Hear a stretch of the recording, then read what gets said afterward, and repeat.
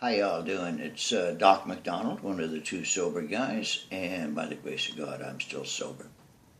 Well, as Zero Mostel sings from Fiddler on the Roof, we're going to look at Tradition 2, better known as AA's Organized Anarchy. I'm also going to take a moment to piss off the for-profit rehab and recovery groups, and that's a whole video by itself. Okay, here we go. Tradition 2. For our group purpose, there is but one ultimate authority, a loving God as he may express himself in our group conscience. Our leaders are but trusted servants, they do not govern.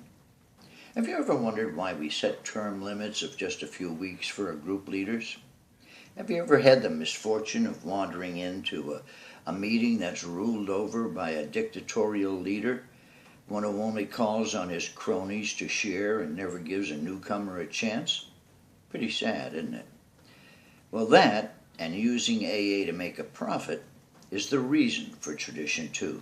It's designed to keep the bleeding deacons at a minimum and to give guidance to the elder statesmen.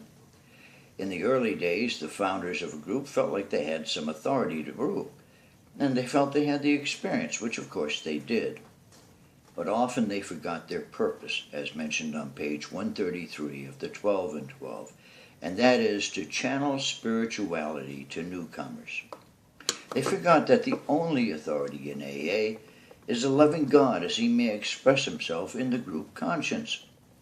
Now, if your group is rushing from crisis to crisis and losing members faster than Donald Trump loses $10 billion, then I might suggest that it's time for a group election. The point is, our leaders are servants. They don't rule. They do the group's chores.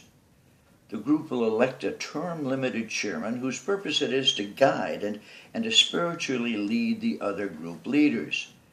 There's going to be a treasurer who is strictly accountable to the group. He or she will take all the pass-the-hat money and pay the rent and buy the coffee and all the other group bills. They also make a regular report at business meetings.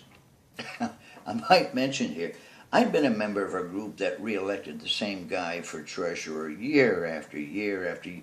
When he finally left town, so did the group's funds. Then, of course, there's a secretary who's not elected because of their sexy legs. Their function is to get the literature out, look after the group phone answering service. Now, nowadays, that's often the function of the central office.